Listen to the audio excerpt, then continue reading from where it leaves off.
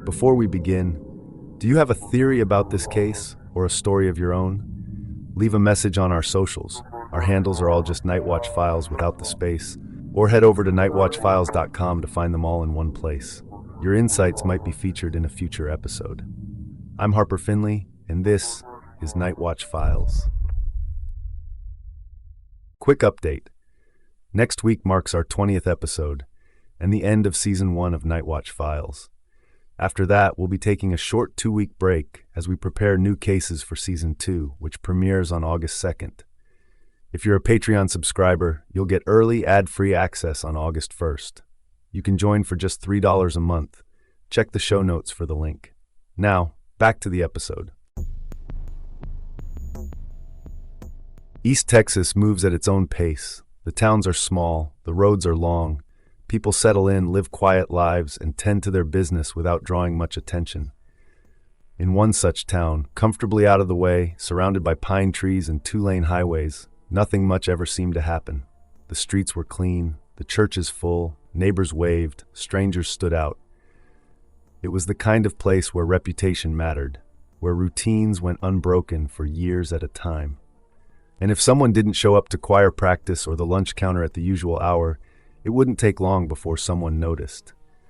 But sometimes people drift, they move away, they get sick, they close their doors and choose to be left alone. And so when a certain house sat quiet for weeks, then months, there were questions, but not alarm. The lawn was tidy, the mail was collected, and when asked, someone always seemed to have an answer. She was traveling or unwell or just resting. For a while, that explanation was enough, but in time, small things began to add up. A missed holiday, a phone that never picked up, a voice no longer heard at church. Whispers started, then faded. The silence returned. And then one day, nearly 9 months after anyone could recall the last confirmed sighting, someone opened a door that hadn't been opened in a very long time. Authorities found no signs of struggle. No blood, no broken glass, just a tidy home, frozen in time. In the garage, tucked against the back wall, sat a large white freezer. It was taped shut. What they found inside would shock an entire town and unravel the story of a man they thought they knew. A man who had once sung at their funerals, taught their children, and brought them comfort in their darkest hours. But behind the kindness was something else, something hidden, something chilling.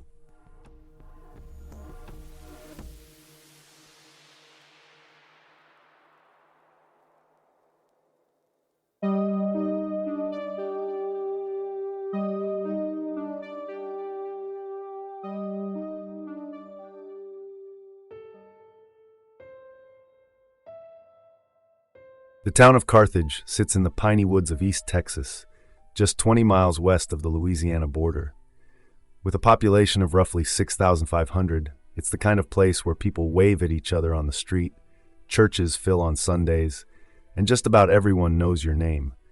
Locals describe it as an immensely likable town, quiet, proud of its roots, and deeply traditional.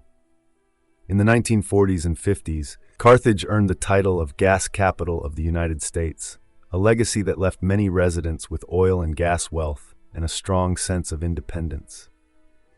The town clings to its past with pride, hosting dueling museums, promoting itself as the cradle of country music legends like Tex Ritter and Jim Reeves, and frequently appearing on lists of the best small towns in the country. By the mid-1990s, Carthage was featured in the best 100 small towns in America. The people of Carthage, often referred to as Carthaginians, are described as conservative, both socially and politically.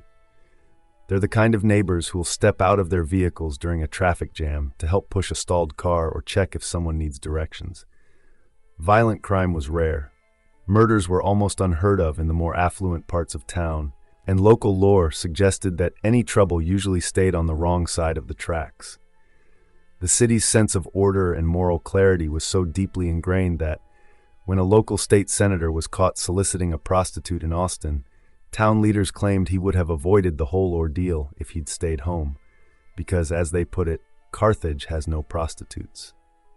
It was into this orderly, tight-knit environment that Bernie Tita arrived in 1985. From the outset, it felt to many like something good had come to town. Bernie was gentle, attentive, and well-mannered. He smiled easily, listened closely, and treated everyone, especially the elderly, with a warmth that felt genuine and rare. People said he was an asset to Carthage, someone they were proud to call one of their own. Bernie worked as an assistant funeral director at Hawthorne Funeral Home. It didn't take long before people were singing his praises. Don Lipsey, the funeral home's owner, considered him the most qualified young man he'd ever hired. Bernie was a perfectionist in his work, capable of styling hair and applying makeup in a way that made the deceased look peaceful, natural, and dignified. He was often requested to sing behind a screen during services, his tenor voice comforting, clear, and strong. One elderly woman even said Bernie sang better than the town's paid preacher. Families in mourning gravitated toward him, drawn in by his kindness, his sense of presence, and his quiet ability to know just what to say. But Bernie didn't stop at funerals. He immersed himself in the spiritual and cultural life of the town. He taught Sunday school at the First United Methodist Church, sometimes even standing in for the minister. He sang in the church choir, directed community musicals at Panola College, and lent his voice to the professional Shreveport chamber singers. He helped organize the Christmas decorations for the town square and had a special affection for Broadway musicals. In a town proud of its traditions, Bernie became one of its most beloved fixtures. His empathy, especially for older widows, stood out. He comforted women after the loss of their husbands, offering handkerchiefs and quiet scripture, and following up in the weeks that followed to help them pick up prescriptions or simply to talk. He sewed curtains for those who needed them, helped others file taxes, and was always quick to shake a hand and ask after someone's well-being. According to one church member, Bernie brought something to Carthage that wasn't there before, an abundance of compassion. It didn't go unnoticed. He became especially popular with the town's older women, who adored him for his attentiveness and charm. Some said he made them feel young again. Others called him their guardian angel. Before long, he began giving generous gifts to people in town. Catalog deliveries from UPS arrived frequently. He bought a car for one family, paid for a house for another, pledged scholarships, donated to churches, led Boy Scout fundraisers, and even rescued a failing trophy shop to keep it running. There were whispers, of course.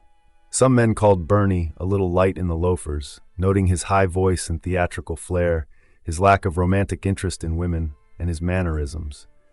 But in Carthage, few seemed to care. People were too taken with his kindness, too grateful for what he gave back. One woman told the Houston Chronicle that if she had to list the people she believed were going to heaven, Bernie would be first. Another said simply, he's a god. By all accounts, Bernie Tita was the best of Carthage, until a freezer was opened.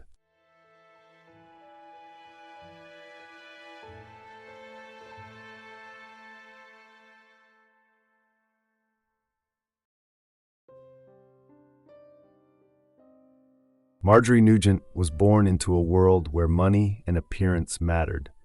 She grew up in a time when women were expected to marry well, manage a household, and keep certain things private, especially pain. Those who knew her from earlier years said she had always carried herself with a sense of control, sharp, dignified, self-contained, but not necessarily warm.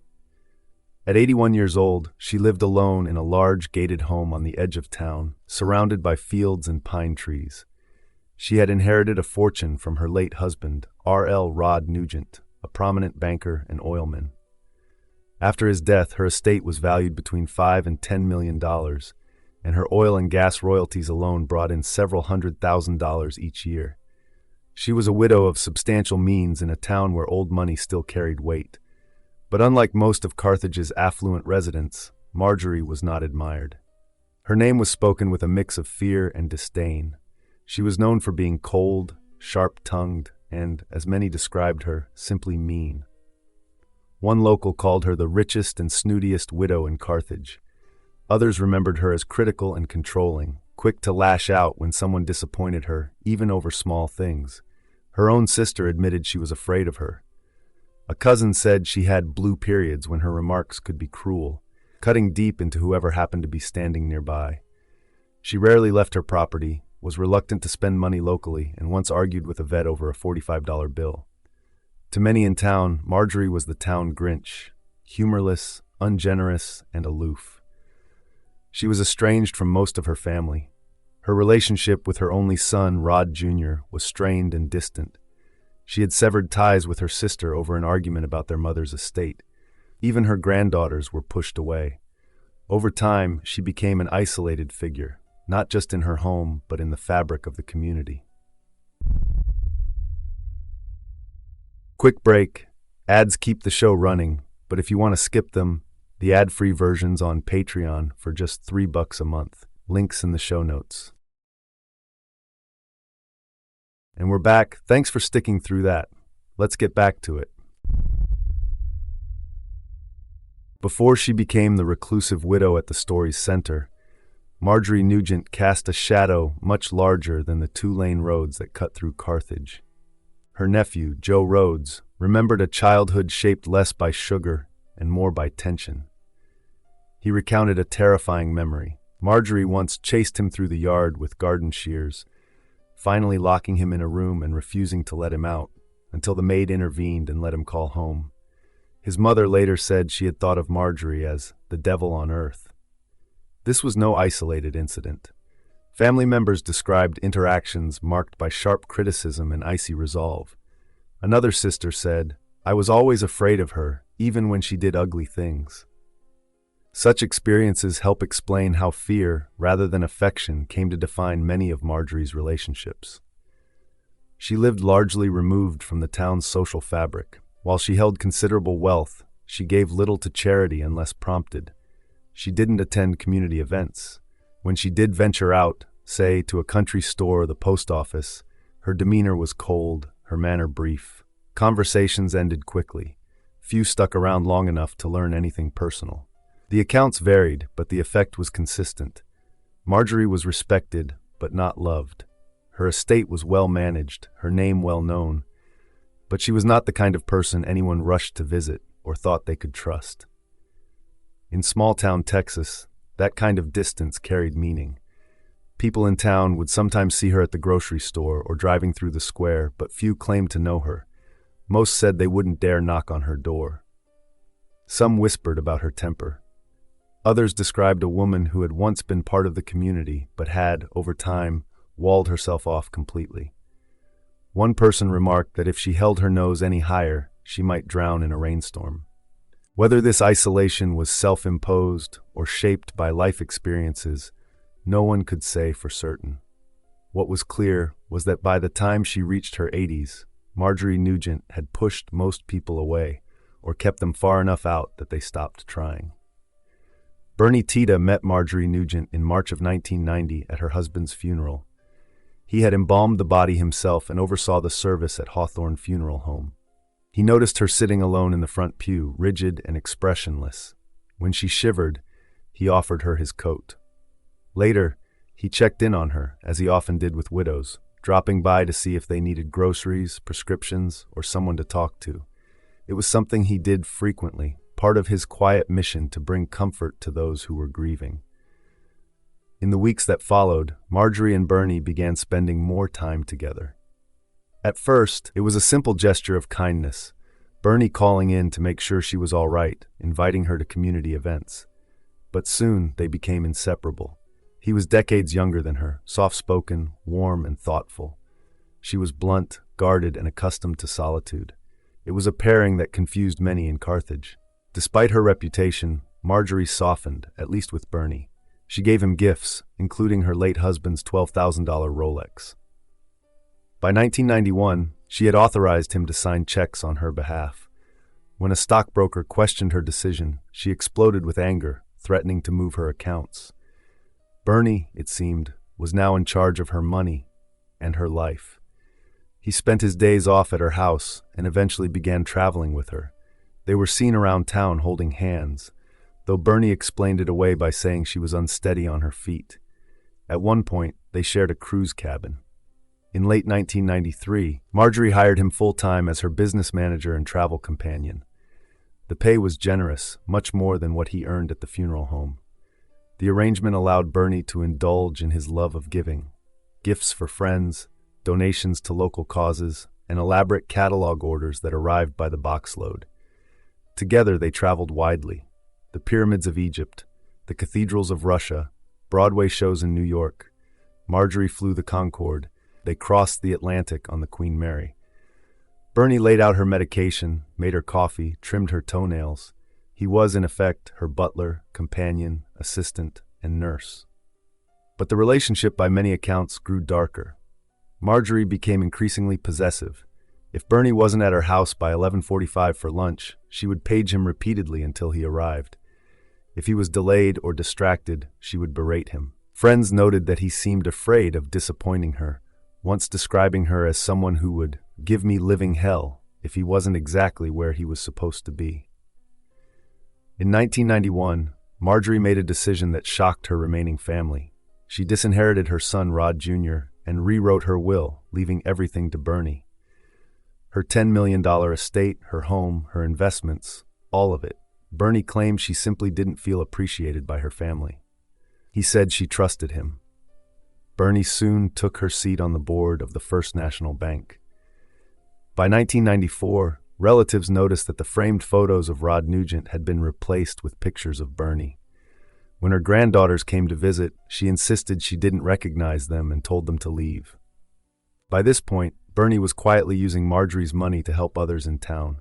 He bought cars for families in need, pledged scholarships, donated to churches, bought a home for a struggling couple, funded Boy Scout drives, and even rescued a local trophy shop.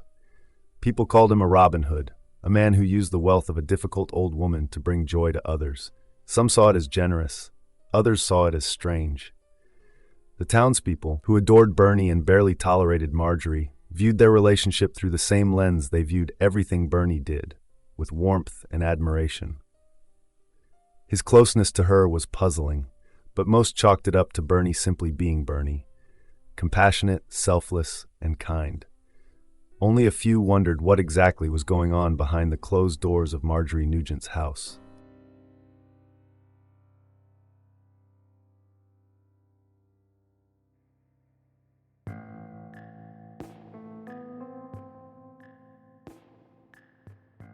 By late 1996, something subtle began to shift in Carthage. People still saw Bernie, at church, at choir rehearsals, at college productions, but Marjorie Nugent, once his constant companion, was no longer at his side. The change was gradual. At first, it passed without question. When Bernie visited his sister for Thanksgiving that year, he explained that Mrs. Nugent had gone to Ohio to spend the holiday with the only family member she was still on speaking terms with. At Christmas, Bernie was seen decorating Marjorie's house, just as he had done the year before, but again, she was nowhere to be seen. Bernie told friends she was still in Ohio. As winter turned to spring, the story evolved. Bernie said Mrs. Nugent wasn't feeling well, that she was resting, and that she wasn't accepting visitors. By late spring, he claimed she had suffered a stroke and was recovering in a private nursing home outside Carthage. There was no address, no phone number, no further details. But in a town that trusted Bernie without question, no one pushed. Marjorie Nugent had vanished from public life, yet no one sounded the alarm. The people of Carthage, so accustomed to Bernie's goodness, gave him the benefit of the doubt. After all, Marjorie had always been reclusive. The explanation made sense, at least on the surface. Behind closed doors, Bernie continued to manage her estate. Bills were paid, her lawn was trimmed, her home cleaned regularly. Nothing outwardly appeared amiss. Bernie carried on with his acts of generosity. He quietly used Mrs. Nugent's money to support the community, funding a Western wear store, buying tickets for college plays, sponsoring choir concerts. On a Chamber of Commerce trip to Nashville, he was spotted pushing a Carthage widow in a wheelchair through the airport. No one asked about Marjorie. They asked Bernie how he was doing, and they praised his kindness. Still, small concerns began to surface. Ruth Cockrell, Marjorie's cousin, began to grow suspicious. Bernie's stories didn't sit right with her. Ruth worried something had happened. She didn't believe the stroke, the nursing home, or the distant relative in Ohio. She wondered privately if Marjorie had been harmed, poisoned, locked away, or worse, but admitted she had no one she could safely tell. Bernie was too loved, too respected. Any accusation would have been met with laughter or dismissal. At the same time, Lloyd Tiller, Marjorie's stockbroker, noticed that she had stopped responding to his messages. When he contacted Bernie, he was told that Marjorie was losing her mind, that she might be suffering from Alzheimer's. Tiller didn't believe it, not completely. It wasn't until July of 1997, nearly 8 months after Marjorie was last seen, that someone finally acted. A Carthage woman, never publicly named, contacted the sheriff's department and asked if anyone had seen Mrs. Nugent lately. She was concerned. The concern was noted, but nothing happened immediately. The department had other calls to respond to. The missing person report sat idle. Weeks passed. Then, deputies decided to follow up. Bernie wasn't in town. He was in Las Vegas, attending a wedding for a Panola College student. He told investigators that Marjorie was staying at a hospital in Temple under an assumed name and that she didn't wish to be contacted. But when deputies reached out to the hospital, no one matching her description could be found. At that point, they reached out to Marjorie's estranged son, Rod Nugent, in Amarillo. Rod had already grown concerned after failing to reach his mother. He drove to Carthage with his eldest daughter, Alexandria Nugent, determined to find out what was going on. The house was quiet, immaculately kept, but something felt wrong. Alexandria noticed that the garage freezer had been taped shut. It stood out. Her grandmother, a child of the Great Depression, was meticulous about storing food. She would never have left things in disarray. If she had gone somewhere, she would have made sure nothing spoiled. Alexandria peeled back the tape and opened the lid. Underneath frozen peas and boxed dinners, she saw a white sheet wrapped tight. And just beneath it, the top of a human head. Alexandria turned to her father and said simply, "They found her." It was over. The story that had held Carthage in a gentle, trusting trance for nearly 9 months collapsed in an instant. Bernie Tita's carefully constructed facade had begun to unravel.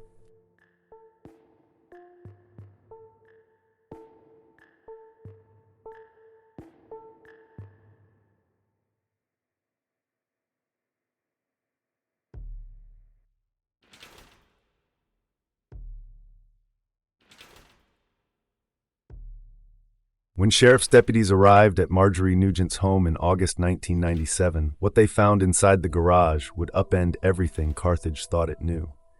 A chest-style deep freezer sat against the wall, taped shut. Beneath a layer of frozen vegetables and packaged meals was a white sheet, wrapped tightly around a body. Marjorie's body. It had been there for 9 months. To preserve the evidence, deputies were ordered not to disturb the contents. Instead, the entire freezer was lifted into the back of a pickup truck and driven, generator attached, to Dallas. It would take 2 days for the body to thaw enough for the autopsy. By the time the results came in, Bernie Tita had already confessed. Deputies located him back in Carthage that same day. He had plans to take a local Little League team to dinner. He seemed surprised when they said they needed to speak with him. They brought him to the Panola County Sheriff's Office for questioning. In the interview room, Bernie remained composed at first, but it didn't last. As the minutes passed, his hands began to tremble, and he became visibly unsettled. Then, quietly, he admitted to shooting Marjorie Nugent. He told investigators it happened on November 19th, 1996. That morning, they were preparing to run errands. There hadn't been a fight. There was no warning. He said he picked up a .22 caliber rifle and fired, once in the back, then again. It was the same rifle, he added, that Mrs. Nugent had asked him to purchase. She wanted it for armadillos. He described the aftermath with clinical precision. He washed the blood from the garage floor using a garden hose. Then carefully, he prepared the body, wrapped it in a sheet, and placed it in the freezer. When asked why he hadn't simply abandoned her, Bernie said he couldn't. "I wanted to give Mrs. Nugent a proper burial," he explained.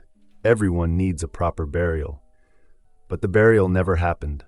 Bernie was, by his own words, relieved when deputies finally came for him. "It felt like this big weight had been lifted off my shoulder," he told them. The confession, shocking in its calm detail, opened the door to further revelations.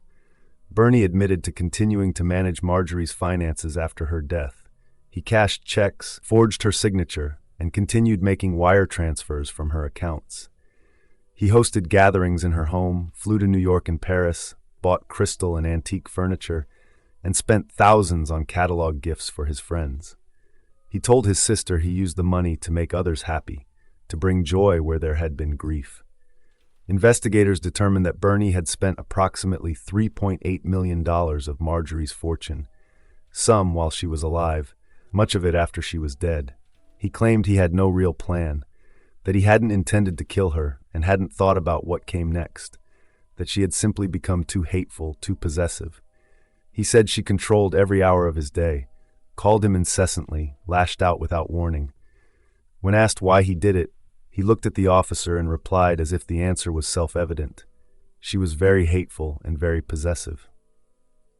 To some, the explanation made sense, at least in Carthage. When news of Marjorie's death spread, the reaction in town was not sorrow for the victim, but concern for the man who had taken her life. Her funeral drew only a handful of mourners. By contrast, support for Bernie swelled. Many residents felt sympathy. Some claimed she must have driven him to it. Others speculated that the money and Bernie's access to it had simply allowed things to get out of hand. In interviews, locals said things like, "Poor Bernie, and I don't blame him."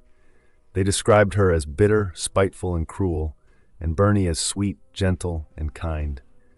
A few said flatly that they believed it was self-defense. The district attorney, Danny Buck Davidson, knew what he was up against. Bernie Tita wasn't just liked in Panola County, he was adored. Finding a jury willing to convict him there would be nearly impossible, so he filed for a change of venue.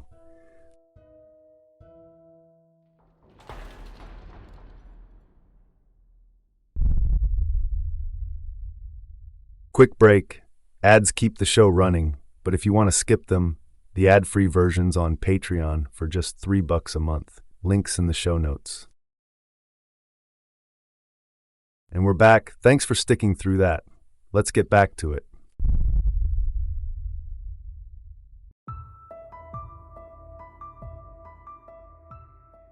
The trial of Bernie Tita began under unusual circumstances.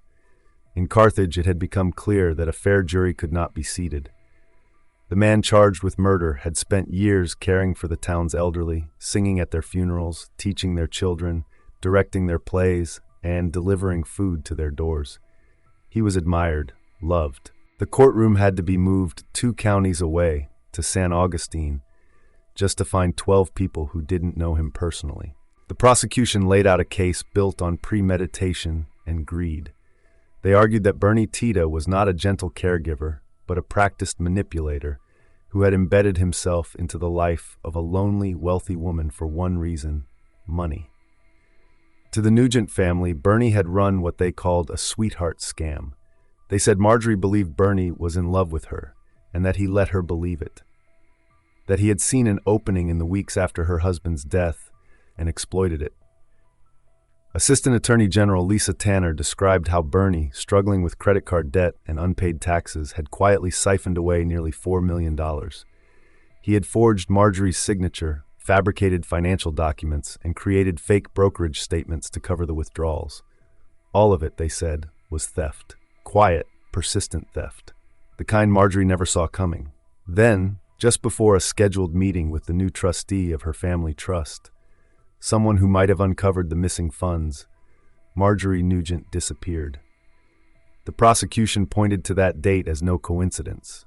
They said Bernie killed her to protect what he had taken, that he moved the rifle closer to the garage, that he had been thinking about it for months, and that on November 19, 1996, he shot her once in the back, paralyzed her, then walked over and fired 3 more times at point-blank range.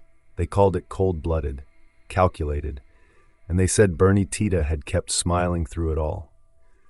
The defense painted a different picture. They did not dispute that Bernie had killed Marjorie Nugent, but they asked the jury to understand why. To them, Bernie was not a predator, but a broken man who had snapped under the weight of psychological abuse. They described Marjorie as imperious and volatile, someone who cut off her own family, lashed out at anyone who disappointed her, and kept Bernie tethered to her life with a mix of dependency and control. Witnesses described her temper, her demands, and her isolation. Her own sister had once said she was afraid of her. The defense said that Bernie had become her prisoner.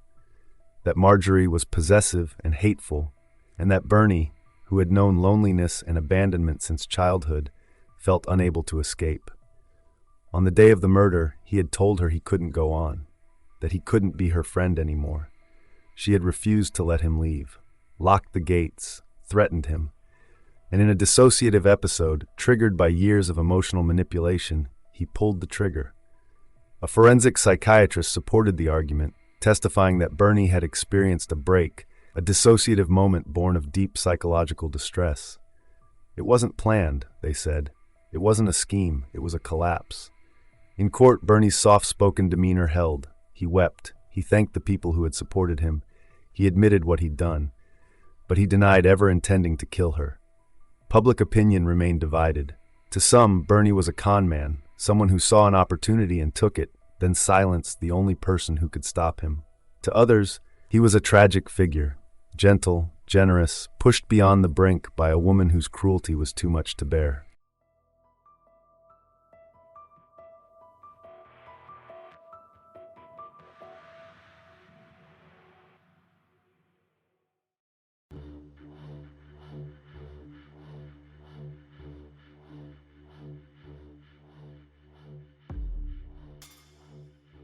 The trial lasted less than a week. The jury, unfamiliar with Bernie's charm or community service, took just 20 minutes to find him guilty. In February of 1999, he was sentenced to life in prison. District Attorney Danny Buck Davidson, who had once called Bernie the most popular man in town, now addressed him in court as a killer. His case was simple. Bernie Tita had committed first-degree murder. He had lied.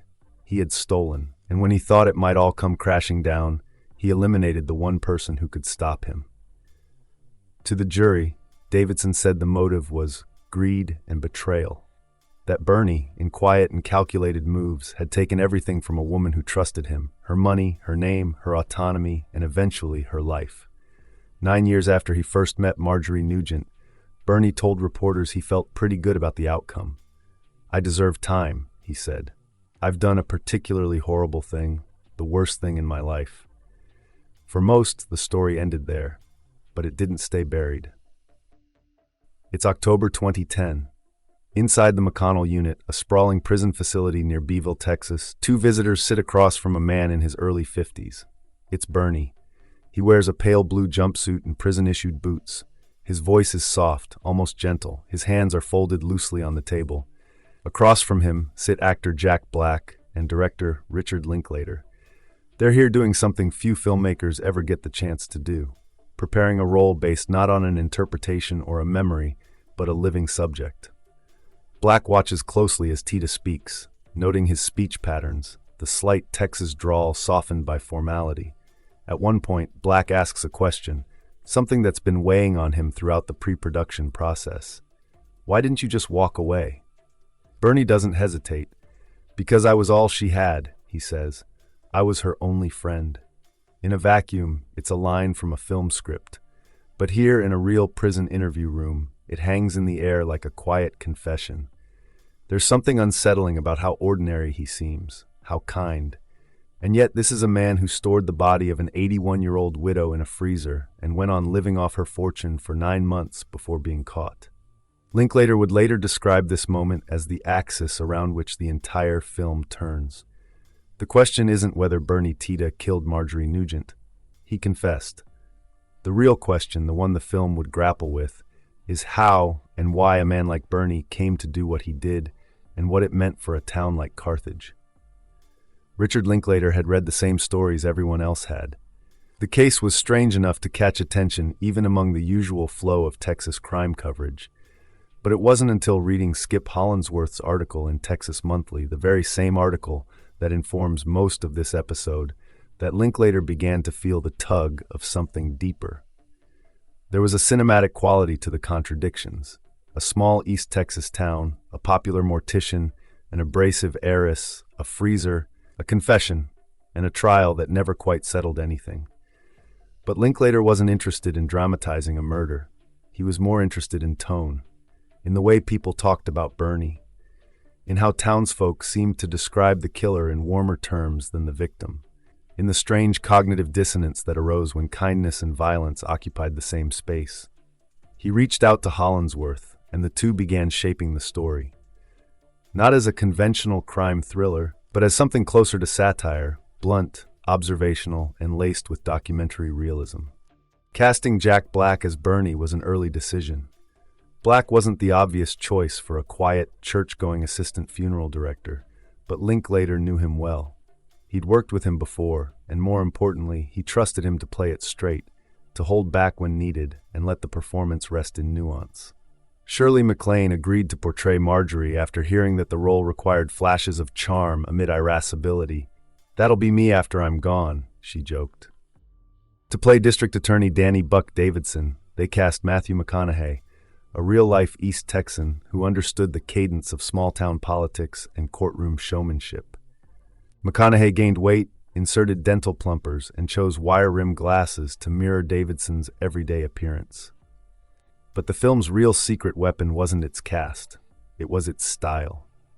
Bernie opens not with a dramatic murder scene or courtroom standoff, but with the inside of a casket. Jack Black's Bernie demonstrates how to prepare a body for burial, instructing young mortuary students at a funeral home. His delivery is calm and practiced. The scene is oddly charming. It's also grounded in fact. Bernie really did teach funeral techniques to local students. The film leans heavily on real voices.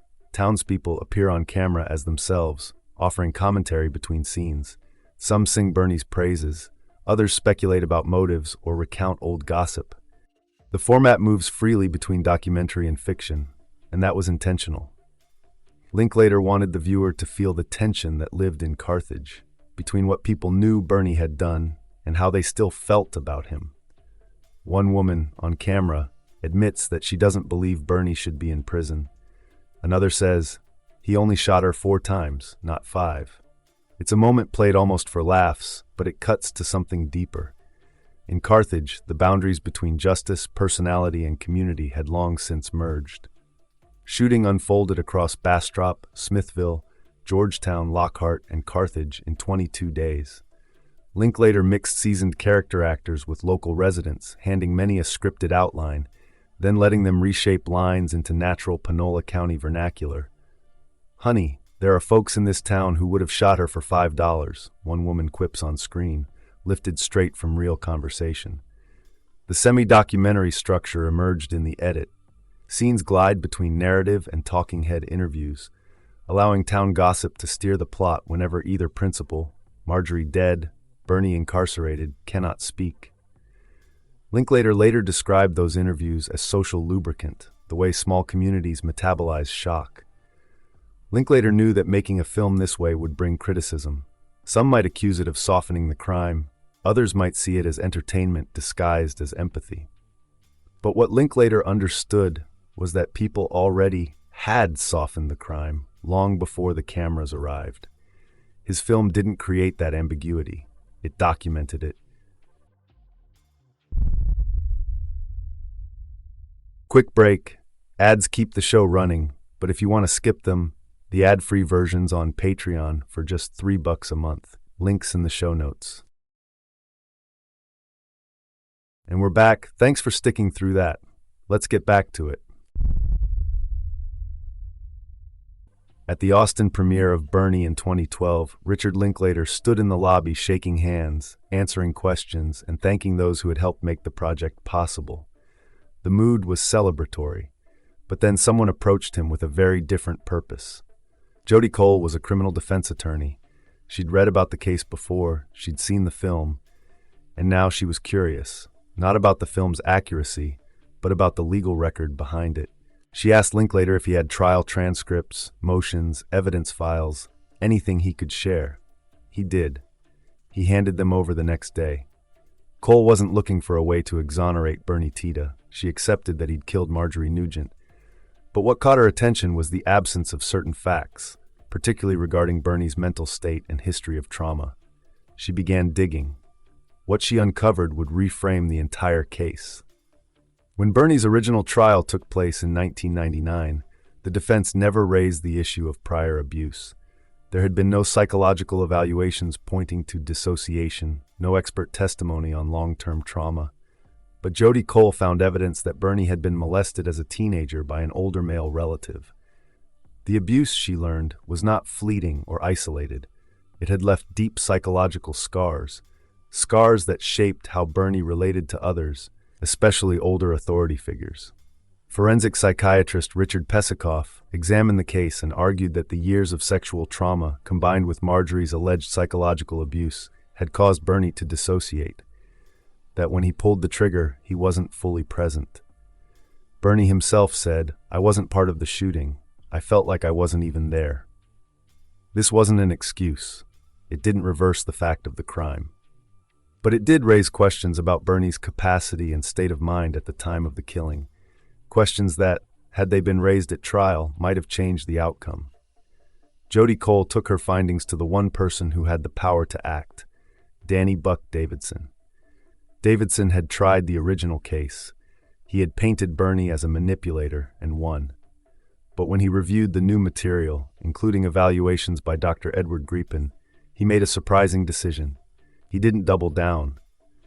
Instead, he signed an affidavit stating that if he had known then what he knows now, he might have pursued a different charge. Instead of murder, perhaps sudden passion, a lesser offense that carried a maximum sentence of 20 years. In May 2014, Judge Diane DeVasto granted a new sentencing hearing, and Bernie Tita was released on $10,000 bail, pending a resentencing hearing under strict supervision. He had served nearly 15 years of his life sentence. And then something even more unusual happened. Bernie moved into the garage apartment behind Richard Linklater's home in Austin. He joined a choir, attended church. Those around him described him as kind, humble, gentle. The public reaction was swift and divided. For some, the film Bernie had brought clarity. It gave context. It showed a man who had lived a life of service and suffered deeply. They saw his release not as a loophole, but as a course correction. To others, especially Marjorie Nugent's family, it was a mockery. They learned about the release from the media. To them, the film Bernie was more than inaccurate. It was deeply offensive. They said it twisted the truth, turned a killer into a folk hero, and trivialized their loss. They argued that Bernie had charmed the system once, and now he was doing it again, with the help of Hollywood. They staged protests, held press conferences, and criticized Linklater directly, accusing the film of warping public opinion and interfering with justice. Marjorie's nephew, Joe Rhodes, watched the film in Los Angeles. He didn't laugh. He sat in a theater full of strangers as the audience chuckled at remarks about his aunt's temper, her coldness, her loneliness. The reenactments, the talking heads, the townspeople speaking with affection about the man who killed her. It was disorienting. Not just because of what was said, but because of what wasn't. The audience didn't know the years of distance, the estrangement, the moments when Marjorie's presence could turn from stiff to frightening. Nor did they know the silence that had followed her death. What they saw was a man they liked and a woman they didn't, and that was enough to decide who deserved sympathy. Joe left the theater unsettled. The film was accurate in many of its details, but the tone, the affection, the gentle mockery felt hollow. He later described the experience as surreal. His aunt's murder had become entertainment. The freezer, a punchline. The town that had once feared her now mourned the man who confessed to killing her. Under pressure, Davidson recused himself. The Texas Attorney General's office took over the case. The Nugents fought back, hired an attorney, released documents, argued that the abuse allegations were either fabricated or unprovable. Marjorie's granddaughter, Shanna Nugent, told Bernie in court, "You are nothing to me." The Texas Court of Criminal Appeals allowed for a new sentencing trial, but not a release. In April 2016, the case returned to court. This time in Henderson, another town where Bernie's reputation wouldn't skew the jury pool. Lisa Tanner, the Assistant Attorney General, led the prosecution. She acknowledged Bernie's troubled past, but told jurors this case was not about sympathy. It was about cold-blooded murder. The defense repeated its claims of trauma and dissociation. Bernie did not testify. The testimony lasted 3 weeks. Some described Marjorie as controlling, difficult, even cruel. Others painted her as private, principled, and loving in her own way. One granddaughter said her grandmother had been conned by a man who told her what she needed to hear. and then stole everything she had. After 4 hours of deliberation, the new jury returned its verdict: 99 years to life. Bernie Tita was sent back to prison. A later appeal failed. In August 2017, the court upheld the sentence.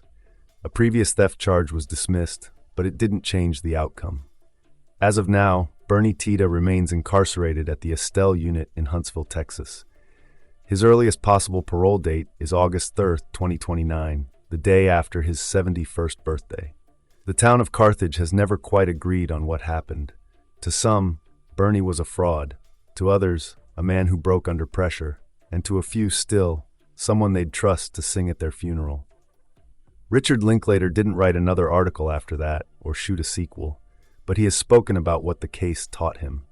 He remains convinced that Bernie Tita's story, tragic as it is, says something about the flaws in the criminal justice system, the way trials sometimes miss context that matters, the way trauma can lie buried, and the way a small-town perception can become the most powerful force in the courtroom. He doesn't deny that a woman died. He doesn't ignore the pain of her family. But he also believes that if a legal system isn't allowed to evolve when new facts emerge, then justice becomes brittle and less honest. In his words, "I didn't make Bernie to exonerate him. I made it to understand something about people, about contradiction. That contradiction still lingers. A man with no prior violence, who gave so much to so many, still took a life. A town that knew him, trusted him, and grieved with him, still had to reckon with what he'd done. But the facts remain. A woman was killed, her body hidden, her fortune spent, and her name, for better or worse, remembered only in the shadow of the man who took her life. And the movie, just 99 minutes long, still echoes through every conversation about it. The case remains one of the most unusual intersections of film, fact, and law in modern American crime. Linklater often says the project proved that art can stir justice, yet cannot dictate it.